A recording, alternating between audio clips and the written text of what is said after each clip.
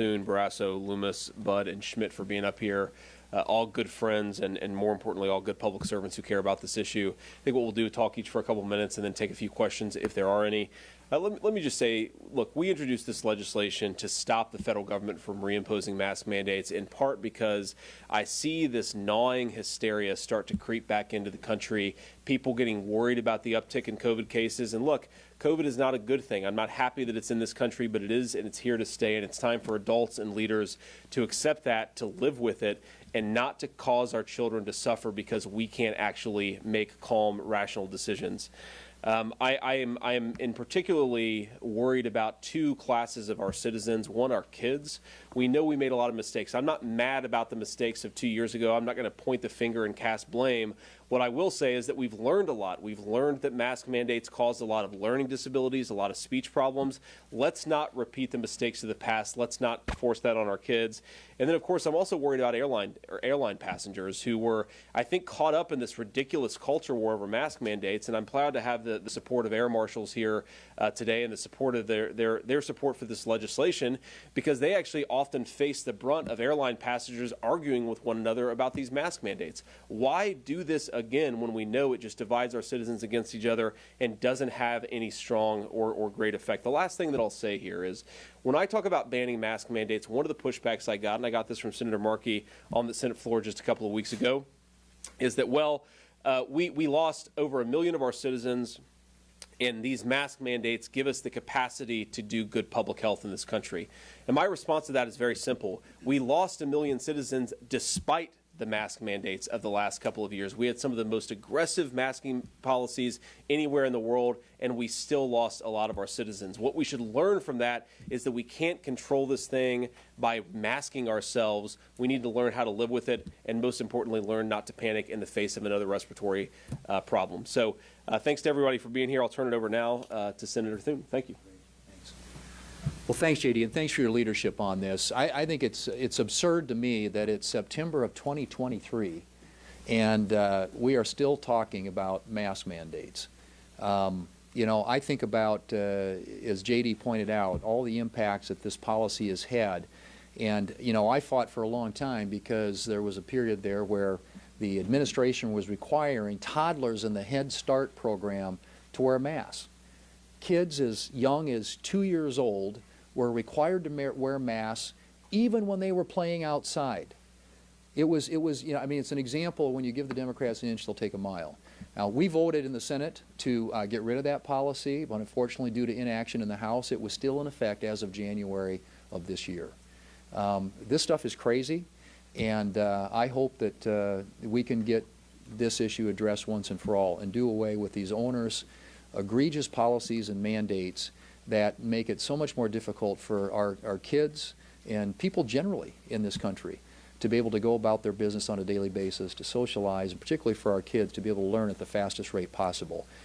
So I'm grateful to JD for his leadership on this, and let's end this really bad idea once and for all. Thanks. John Barrasso. Well, and I'm here to support JD and this bill, the Freedom to Breathe Act, isn't it? The Freedom to Breathe Act. And why is it important? Well, for me, it's two things. One, this protects our individual rights as citizens. And two, it preserves state rights. The last thing we need is another one-size-fits-all approach from the federal government, Washington telling us what to do once again. It only makes common sense. And the other thing that was so interesting, you're going to hear this from colleagues as well, is when these mask mandates went into effect, Washington didn't know what it was telling us. One group was saying this thing, one group was doing the other thing. The Center for Disease Control lost significant credibility with the American public. We've had backtracking, flip-flopping. There were different agencies of the government saying opposite things on any given day. Like, I'm a doctor, I understand the medicine of this. As a public servant, I also understand the importance of protecting our freedoms, our liberties, our rights, and that's what this bill, the Freedom to Breathe Act, does. Protects our freedoms, protects our liberty, protects our rights, and I'm here to stand with JD in support of it. And now we'll hear from Cynthia Lummis.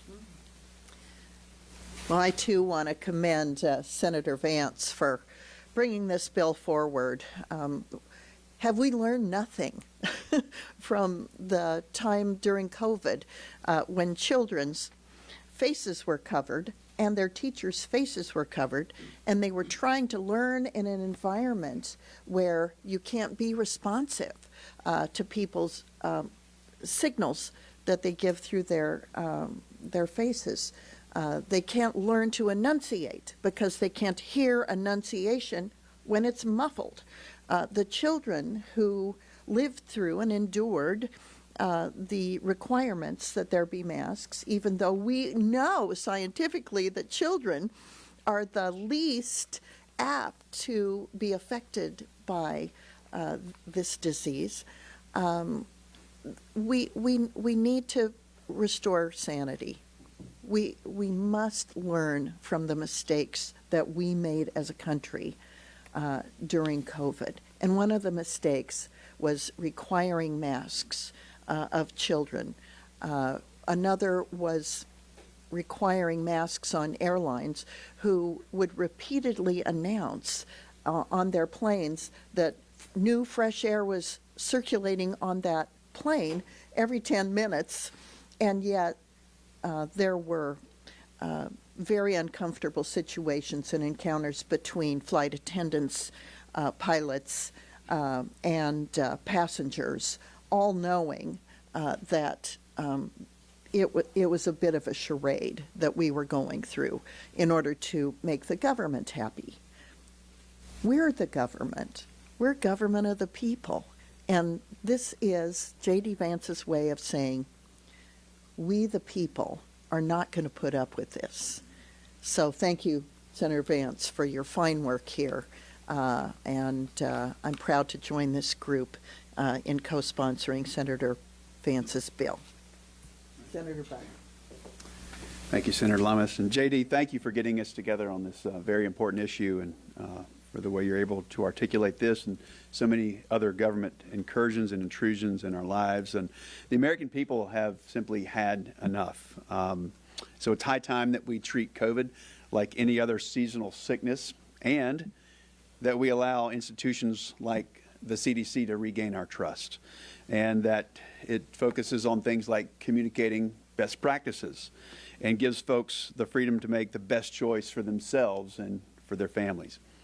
Now, if someone doesn't want to wear a mask, that's fine, and they shouldn't be punished, and they should be respected. And if someone wants to wear a mask, that's fine too. But we shouldn't be forcing citizens to wear masks, period. So I'm proud to stand with you, J.D., and my other colleagues here who believe this is a very important issue, especially as we go into the flu season and as others consider the seriousness of government intrusions into our lives. So thanks for protecting our freedoms. Thank you, and to my friend J.D. who's brought this forward, I'm proud to stand with him here today. People often say that power corrupts, power reveals. And I think during COVID, it revealed a desire by some for command and control, and has had devastating impacts, particularly on our kids. The truth of the matter is masks are ineffective. They just are. The Cochrane study shows that. A kid's more likely to die by drowning than from COVID. Yet what we do know is the impact from these mask mandates have been devastating. Loss of learning, social impacts, emotional impacts combined with the lockdowns. You've seen significant decreases in math scores, reading scores. And so for the folks who want to bring this back again, I think all of us are here to say we're not going to allow you to do that. And in my previous job as Attorney General, we took this issue head on. We sued 60+ school districts in Missouri, got them to back away from mask mandates. We sued on the vaccine mandate, took it to the Supreme Court, and we won. And also sued, as Senator Thune mentioned, on the Head Start program, forcing 3-year-olds to wear masks all day long. We took that to court and we won. So I appreciate the proactive approach we have here to make sure this kind of COVID tyranny never takes hold again. Thank you. Any questions? Looking at the environment, obviously you tried to see this and it was blocked. For getting this passed, is there how would you guys anticipate going to get this through? Do you anticipate an amendment vote? Maybe try to attach it to the FAA bill? What's your thought or plan? Yeah, so we're working on a number of different angles to actually try to get it passed or some version of it passed. I was really disappointed that the UC was blocked. If you remember, when the legislation was initially introduced, one of the responses that all of us heard from the Democrats was, no one wants to bring back mask mandates. Well, if no one wants to bring back mask mandates, why did you have Democrats on the floor of the Senate objecting when we tried to ban them? Doesn't make any sense. So we're going to keep working at this. I think we have a number of avenues where we can get this thing passed. But it does go to show that while the majority of Americans, I think Democratic voters, recognize this is ridiculous and we need to have the Freedom to Breathe Act, unfortunately too many politicians in Washington don't see it that way. That was actually my question, because you're right that there's a COVID uptick right now. That's a conversation that people are having. But federally speaking, I don't know that I've heard anyone talk about bringing back a mask mandate. Have I just missed it? Have you heard this from the White House? And I want to give my colleagues a chance to jump in here. Well, one, we've heard it from Dr. Anthony Fauci, who he's not in the administration, but he's still very influential. He's one of the most talked to public health officials in our country, and he still uses a very large media platform to push some of these ideas. I think certainly you've seen officials at the United States Senate unwilling to ban mask mandates. So the fact that you have Senate Democrats willing to push this stuff suggests to me that you do have some federal officials who are willing to push it. They're right here in the U.S. Capitol. First question, this is the biggest issue, isn't the government shutdown like 11 days away? Again, anybody feel free to jump in. Eric? Of course, that's a big issue, but I think we can walk and chew gum at the same time. I mean, there's a lot of things to do, and I think that having gone through the traumatic experience, again, of folks, whether it was in the administration or in other places, who took power that they never were supposed to have under emergency powers is a lesson and something that we can't let happen again. So I think this is proactive. There are school districts that are already engaged now in mask mandates. At the federal level, you know, we've got the airline issue, we've got the federal Head Start programs. So I think it's important for us to get out in front here. And again, I mean, look, this ridiculous, people understand it. Anthony Fauci in private emails in 2020 was telling friends, masks are ineffective, you don't need to wear one in an airplane. And we were told there wasn't going to be a vaccine mandate, and then we ended up with a vaccine mandate. So I think that getting ahead of this again and trying to stymie, again, this powerful drug that some people in power have of wanting to assume power and control and tell people how to live their lives, I think we've got to stop it. And again, I agree. Look, people shouldn't be forced to wear a mask. If you want to wear a mask on this beautiful day in Washington, D.C., if you want to walk around the Capitol Mall with 10 masks on your face, it's America. God bless you. But we shouldn't be forcing people to do that. Yeah, and let me just add to that, Allie, your point, because like I said, we had until January of this year, we actually still had the mask mandate in place for toddlers in Head Start programs. I mean, as was pointed out, these are 2 or 3-year-old kids. I mean, I've got 5 grandkids, little grandkids, and I just remember having to watch them run around with masks. And you think of how that impairs their ability, again, to learn, to socialize, all the things that are so important to their development. And what Senator Vance's bill does is it just simply says no federal funds are going to be used to implement a mask mandate at the federal level. Now, and I assume there will be attempts, other government perhaps, that try and do that, but I think it's important that we shut the door on this once and for all, and the best way to do that is to make sure that there is no funding made available to do it. Great. Thank you. One more, yeah. Oh, sorry. In terms of federal funds, do you have an idea how much federal funds were spent instituting mask mandates or anywhere where that was pushed? I don't have an exhaustive list of every federal dollar that was used to push mask mandates, but we know that it was pushed on multiple departments, right? Department of Transportation, HUD, a number of others. So we can get you the exact figures, but to John's point and to Eric's point, it really is about getting ahead of this thing.